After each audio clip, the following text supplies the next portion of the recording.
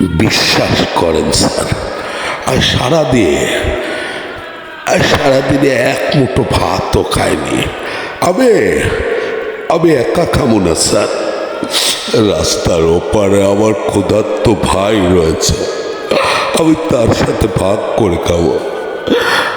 আমাকে বাপ নাই স্যার, মাও নেই, আমরা এতিম। আমাকে একটু খাওয়াবেন স্যার, আমাকে একটু খাওয়াবেন।